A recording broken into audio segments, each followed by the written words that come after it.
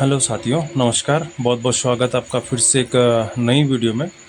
साथियों देखिए, हम अपने डेयरी पे या घर पे हम लोग कुछ मुर्गियाँ पालते हैं, ताकि ये अगर डेयरी पे है या घर पे है तो जो भी वेस्टेज होता है, कीट पतंग वगैरह होते हैं, तो इन्हें खा लें और इनके बाद में हमें ये फ्रेश अंडा मिल जाए। और क्या होता है कि साथियों कई बार हमारी मुर्गियाँ जो है कि प्रॉपरली अंडे नहीं देती हैं, यानी कि एक दिन छोड़ के एक दिन अंडा देती है और 4-5 अंडे देने के बाद में ये फिर 4-5 दिन का ब्रेक लगा लेती है, और मुश्किल से हमें महीने में 10 से 12 अंडे ही मिल पाते हैं। या फिर क्या है कि अंडे का साइज़ बहुत छोटा हो जाता है, जो नॉर्मल साइज़ से भी अंडे छोटे देने लग जाती है।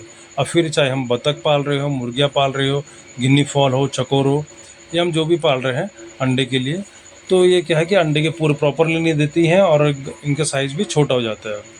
तो साथियों देखिए, इन समस्याओं का समाधान हम कैसे कर सकते हैं, चाहे मेडिसिन में हो या फिर देसी तरीके से। तो साथियों देखिए, अगर हम डेयरी के लिए पाल रहे हैं तो हमारे पास देखिए अपने गायों के लिए मिनरल मिक्सचर रहता है, साथ में विटामिन एच हो गया या लिक्विड कैल्शियम हो गया।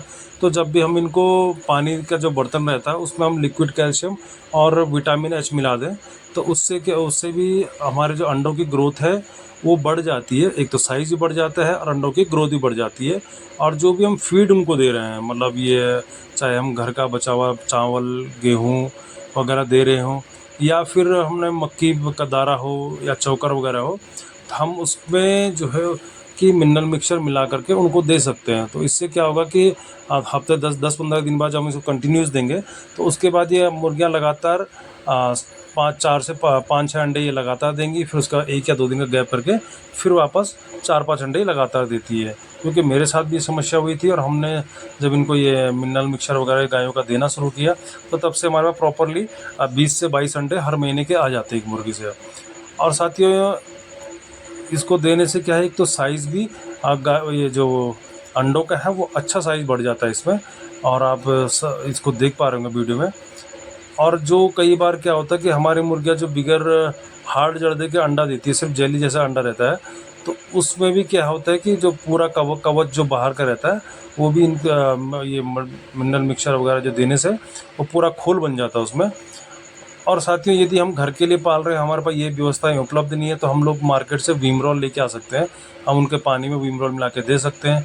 यदि हमें वो भी नहीं देना है, हमें सिर्फ घर का जो देसी तरीके से अगर उनका अंडों में ग्रोथ करनी है और अधिक अंडे चाहिए, साइज़ भी बड़ा चाहिए, तो हम इनके लिए देखिए अपने लिए जो हम लोग राइस पकाते हैं, तो हम वो राइस को इनको भी दे सकते हैं पका करके। और दूसरा साथियों, जो हम लोग बॉयल अंडा करते हैं, तो अंडे का जो जर्दा होता है, बाहर का हार्ड हिस्सा होता है, खोल होता है जो, तो उसको हम सुखा लें और बारीक पीस करके इनको जो भी हम फीडिंग में दे रहे हैं, चाहे वो आटा को हमने चाल करके उसमें जो चोकर निकला हो, या फिर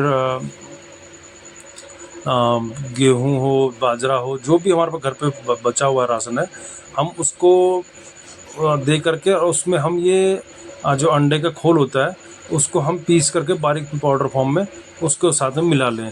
तो इससे भी मतलब 10-15 दिन देने के बाद में हमें अच्छा परिणाम मिलेगा इसमें, क्योंकि मैंने भी देसी तरीके से देखा तो इसमें मुझे अच्छा परिणाम मिला है।